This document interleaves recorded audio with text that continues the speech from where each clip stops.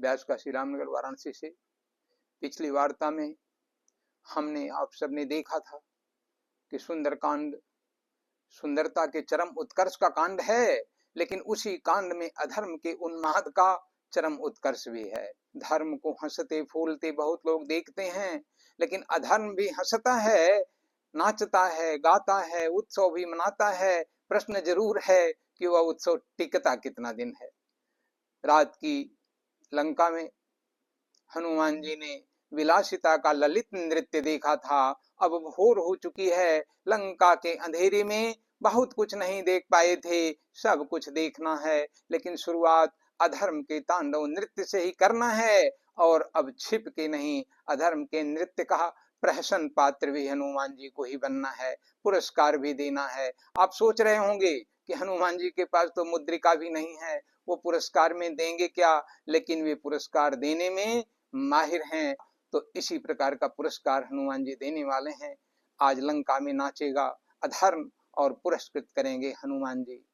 गायक हैं महर्षि वाल्मीकि और गोस्वामी तुलसीदास जी। श्रोता हैं आप सभी सुधी जन, स्नेहिल जन। और विशाल मंच है, यूट्यूब का माध्यम है चैट जीपीटी, और प्रस्तुति है व्यास काशी से मुझ रत्नाकर पांडे की। आइए सुंदरकांड के उस रहस्य में हम प्रवेश करें, जहां अधर्म बाहर से भीतर की यात्रा करते हुए अपनों को ही डस लेता है, और अधर्म के तांडव नृत्य में प्रहसन पात्र हनुमान जी हैं, पुरस्कार भी दे रहे हैं। तो हम पहले अधर्म को समझें कि लंका में अधर्म किस प्रकार का था। धर्म से प्रसूत खुशियां जब जब प्रसन्नता और हर्ष के शिखर पर पहुंची हैं, तब तब अधर्म भी छटपटा छटपटा कर अपने उन्माद का तांडव दिखाता रहा। यही इतिहास है अत्याचारी अधर्मी रावण का। बाहर से भीतर की ओर सिकुड़ रहा था अधर्म। अब देखिए ना, कुबेर पर आक्रमण कर देता है। एक बार कुबेर पहिंधावा, पुष्पकयान को छीन लेता है, पुष्पकयान जीत ले आवा, पुष्पकयान को जीत लेता है, कैलाश को उठा लेता है। ये सब उसके अहंकार की बाहरी परिसीमा है।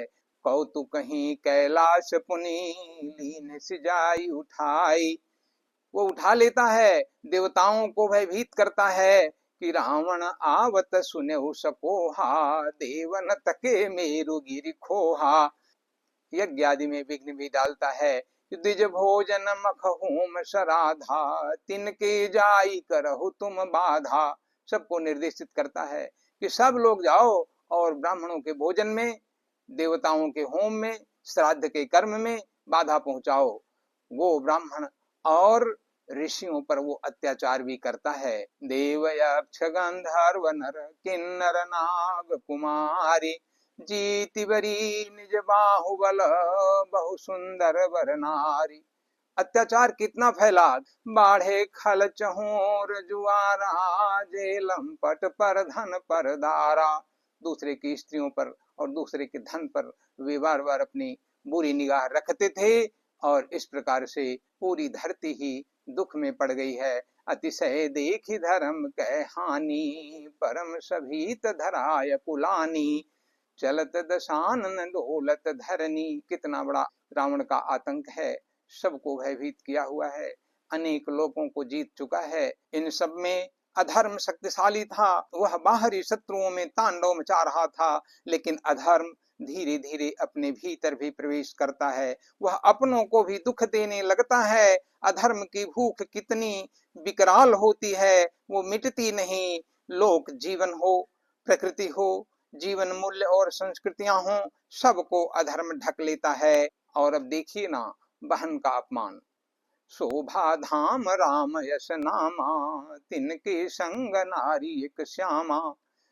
जब वो लंका पति से आकर के अनुनय विनय करती है शूर्पणखा, खरदूषण और तिसरा के संहार के बाद राम के शोभा की बात पहले करती है, बहन के मन को महत्व न दे करके वो अटक कहाँ जाता है। जब शूर्पणखा कहती है कि शोभा धाम राम यश नामा, तिनके संग नारी एक श्यामा। अब वहां राम को बहन से मिलाने की प्रवृत्ति नहीं सोच रहा है कि बहन का कहीं मन आया है तो वहां विवाह शादी कर दें, कुछ कर दें। वह करता क्या है, हरिहौ नारी जीति रन दो, प्लान बनाता है कि मैं दोनों पुरुषों को जीत करके उसकी पत्नी को हर लाऊंगा। और चला अकेल यान चढ़ता हवा, वह यान पर बैठ करके अकेले चल देता है। कवि तुलसीदास जी की लेखनी चलती है। जाके डर सुर असुर डराही, निसिन नीद दिन अन्न न खाही, सो दस शीस स्वान की नाई, उत उत फिरई चला भणियाही। जैसे कुत्ता मिट्टी के बर्तनों में सूंघते हुए इधर उधर चलता है, वैसे ही रावण चल दिया चोरी करने के लिए। सीता को चुराता ही नहीं है, एक पंछी की भी हत्या कर देता है। माता सीता को चुरा के आगे बढ़ता है। विभीषण का अपमान करता है, अस कही कीन्ह से चरण प्रहारा, माल्यवान की उपेक्षा करता है, मंदोदरी की अवहेलना करता है, गुप्तचरों का तिरस्कार करता है और एक दूत का भी अपमान करने लगता है। अधर्म की अंतिम चोट शत्रु पर नहीं, अपने ही शुभचिंतकों पर पड़ने लगती है। अधर्म का उन्माद दूत को मारेंगे नहीं, लेकिन अंग भंग करके पठाएंगे। लेकिन विभीषण के कहने पर नीति विरोध न मारिय दूता। और अंग भंग करना क्या है? जो सबसे प्रिय अंग है, जिससे वो चलते समय अपने संतुलन बनाते हैं, ऐसी पूंछ को ही नष्ट कर देना है। वाल्मीकि जी और तुलसीदास जी ने दोनों ने पूंछ के भंग करने का वर्णन अपने काव्यों में किया है। कपि के ममता पूंछ पर सब ही कहऊ समुझाई, तेल बोरी पट बांध पुनि पावक देहु लगाई। वाल्मीकि और तुलसीदास जी एक जैसा वर्णन करते हैं। कपीनाम किललांगूलम इष्टम भवति भूषणम, ततः पश्यन्तमुद्दीनम अंगम वैरूप्यकर्षितुम। पूंछ भंग करने की बात है, आग जला करके भंग करने की बात है। और वहां पर गोस्वामी तुलसीदास जी कहते हैं कि रहा न नगर बसन घृत तेला, बाढ़ी पूंछ कीन कपि खेला। मजा लेने के लिए सारे पूर्ववासी वहां आ गए। कौतुक कहाँ आए पूर्ववासी, बाजहि ढोल देहि सब तारी, नगर फेरी पुनि पूंछ प्रजारी। सभी ढोल बजा रहे हैं, सब ताली दे रहे हैं, उसमें कोई बचा नहीं है। यही है उन्माद का उत्सव। एक तो दूत को, संवाद के वाहक को इस प्रकार से प्रताड़ित किया जा रहा है। और अब बात यहाँ है कि बचन सुनत कपि मन मुस्काना, भई सहाय शारद मैं माना। अंतःकरण की शुद्धि देने वाली माता सरस्वती, बाहर की वैभव देने वाली माता लक्ष्मी, आज हनुमान जी का अंतःकरण रग रग से पवित्र है। और इसलिए माता सरस्वती अपने ज्ञान गुण खान, ज्ञान निधान हनुमान जी की रक्षा करने के लिए सहायक हो गई। ऐसा हनुमान जी को अनुभूति होती है। हनुमान जी को बांध के घुमाया जाता है। बाहरे अधर्मी लंका का घमंड, निर्दयता की, क्रूरता की पराकाष्ठा। हनुमान जी प्रसन्न होते हैं, क्षणिक नहीं, प्रसन्न हैं, मुस्कुराए हैं, प्रहसन के पात्र बने घूम रहे हैं। बचन सुनत कपि मन मुस्काना, भई सहाय शारद में माना। बात ये थी कि हनुमान जी रात में लंका देखे थे। उस समय विलासिता का चरम उत्कर्ष लंका में चल रहा था। अति विचित्र था, गए दशानन मंदिर माही, अति विचित्र कही जात सुनाही। तुलसीदास जी ने हद दर्जे की विलासिता को विचित्र कह करके एक ही चौपाई के अर्धाली में उसे पूरा कर दिया। लेकिन वाल्मीकि रामायण में वह विलासिता का तांडव बहुत ही विस्तृत रूप में वर्णित है। लेकिन हनुमान जी प्रसन्न इसलिए हैं कि अब दिन हो गया है, कुछ छूट गया होगा वो भी देखना था। लंका में वो सब देखने को मिलेगा, सोए हुए बच्चे, बूढ़े, नौजवान सब देखने को मिलेंगे, रास्ते पैड़े सब देख लूंगा। सरस्वती सहायक बन गई हैं। जाको प्रभु दारुण दुख दीना, ताकि मति पहले हर लीना, भई सहाय शारद में माना। शायद यह सोच रहे हों कि लंका नगरी सुंदर है, इसका क्रियाकर्म किसी सुंदर व्यक्ति से ही माता सरस्वती कराना चाहती हैं। हनुमान जी दिल के सुंदर हैं, दिमाग के सुंदर हैं, विवेक के सुंदर हैं, धैर्य के, साहस के, समर्पण के, सेवा भाव के सब विधि सुंदर हैं। तो ही मम प्रिय भरत ही सम भाई। और भरत जी कैसे हैं कि तात भरत तुम सब विधि साधु। अब जब भरत जी सब विधि साधु हैं तो हनुमान जी साधु भी क्यों नहीं रहेंगे। आग मिलने वाली है, निहत्थे को शस्त्र मिलने वाला है, पवन तनय बल बुद्धि के निधान है, विवेक की खान है। हनुमान जी ने सोचा, वाह रे शारदे माता, तू सहाय हो गई, बंदर का बंदरत्व ही आज अस्त्र शस्त्र बनेगा, हमारा उछलना कूदना ही ब्रह्मास्त्र बनेगा, आग के साथ उछलना कूदना, वाह क्या मजा आएगा, उन्माद को मजा चखाना है, राम नाम गाना है। और हुआ क्या, शायद यही कि नगर फेरी पुनि पूछ प्रजारी, आग लग गई। जरई नगर भालोग विहाला, झपट लपट बहु कोटि कराला, देह विशाल परम हरुआई, मंदिर ते मंदिर चढ़ी धाई। देह तो विशाल है हनुमान जी की, लेकिन आज उनकी देह बहुत ही हल्की हो गई है, और विशालता के साथ हल्कापन, यही हनुमान जी का महावीरत्व है। और मंदिर ते मंदिर चढ़ाई, जरई नगर भालोग विहाला, झपट लपट बहु कोटि कराला। वहां लपट भी हैं और हनुमान जी की फुर्ती भी है। कवितावली में गोस्वामी तुलसीदास जी ने उस लंका दहन का प्रसंग खींचा है।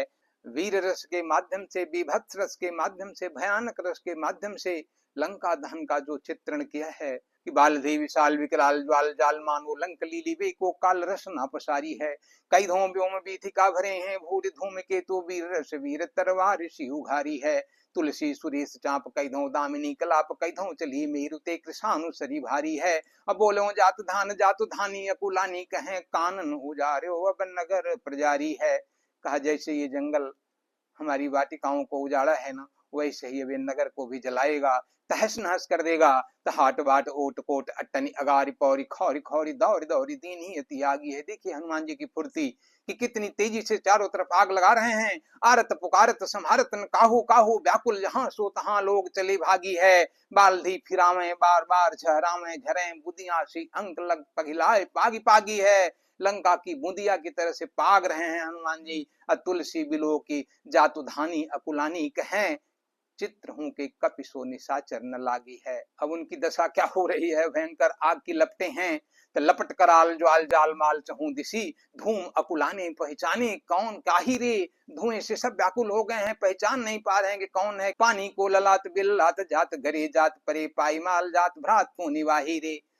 लकवा जैसे लग गया हो उन सबों को, कोई उठ नहीं पा रहा है। प्रिया तू पराही नाथ नाथ तू पराही, पूत पूत तू पराही, बाप बाप तू पराही रे। तुलसी विलोक लोक व्याकुल विहाल कहें, लेहु दस शीस अब 20 चख चाही रे।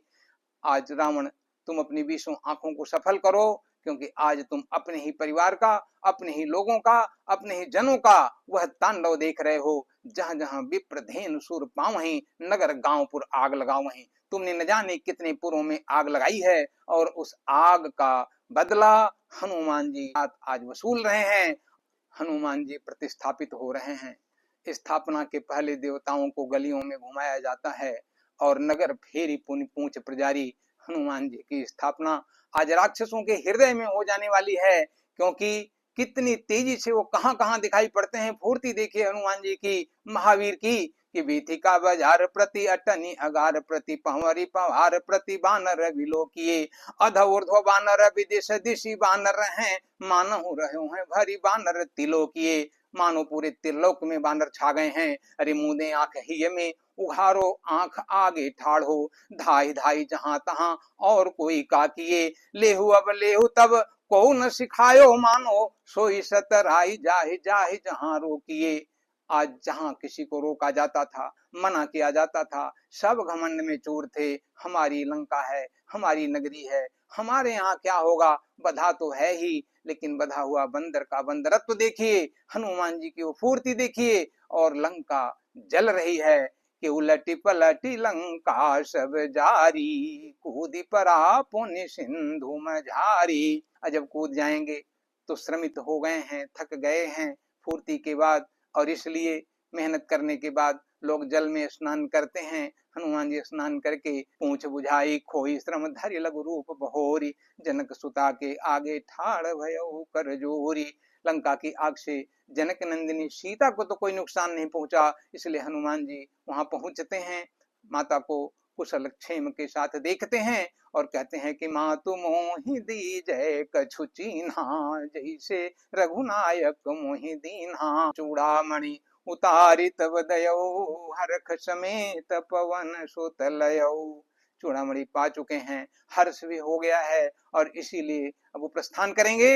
अत्याचारी अपने पाप के परिणाम को अपने ही पर गिरते देख रहा है। लंका तो अधर्म की आग में पहले से ही जल चुकी थी।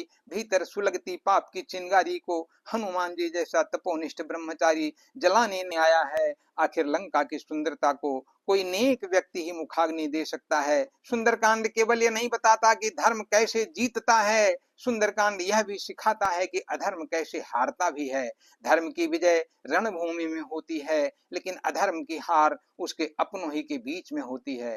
दूत का अपमान एक व्यक्ति का अपमान नहीं था वहां, बल्कि संवाद की मर्यादा का अपमान था, संवाद को भंग करने का अपमान था। अस कही कीन्हे से चरण प्रहारा, अधर्म की अंतिम चोट शत्रु पर नहीं अपने ही शुभ चिंतकों पर होती है, और जब पड़ने लगती है तो अधर्मी का अंत समीप होता है। सुंदरकांड में उत्सव ही उत्सव हैं। कहीं सीता माता के हृदय में आशा के जागरण का उत्सव है, तो अहंकार के विनाश का भी उत्सव वहीं पर सुंदरकांड में दिखाई पड़ रहा है। और भी उत्सवों की प्रस्तुति आगे होती रहेगी। तुलसीदास जी धर्म के चितेरे हैं, लेकिन अधर्म की श्रीहीनता के वर्णन में भी प्रकांड विद्वान हैं। और हनुमान जी की बात ही छोड़िए, अब तो चित्रहूं के कपिशो निशाचरण लागे हैं। आपने चैनल पर समय दिया, हमें अच्छा लगा। पवन पुत्र हनुमान जी के पावन चरित्र को आप सब सुन रहे हैं, और इसलिए आज हम सभी लोग हनुमान जी की कृपा के पात्र हैं। लेकिन एक छोटा सा विनय भी है। इस समय नशा उन्मूलन का एक विशिष्ट अभियान भारत द्वारा चलाया जा रहा है। उस अभियान में आप सभी लोग लगे, और हनुमान जी के प्रति अगर सच्ची श्रद्धा है तो हम सभी नशा उन्मूलन के लिए प्रयास करें।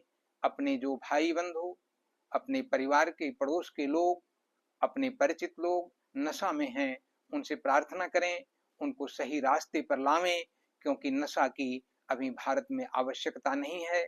यह हम सबको भी नष्ट करती है, परिवार को समूल नष्ट करती है, बच्चों के माहौल को खा जाती है, महिलाओं के श्रृंगार को खा जाती है, परिवार के विकास के पैसे को खर्च कर देती है और धुआं बन के उड़ा देती है। सुंदरकांड की ऐसी ही प्रस्तुतियां आपके सामने आती रहेंगी। आप हमारे चैनल को सब्सक्राइब करें। अंत में एक बार कि सकल सुमंगलदायक रघुनायक गुणगान, सादर सुनहित तरहि भव सिंधु बिना जलयान। हम सब मिल करके एक खुशहाल भारत में आगे बढ़ें। धन्यवाद। जय भारत, जय भारत माता।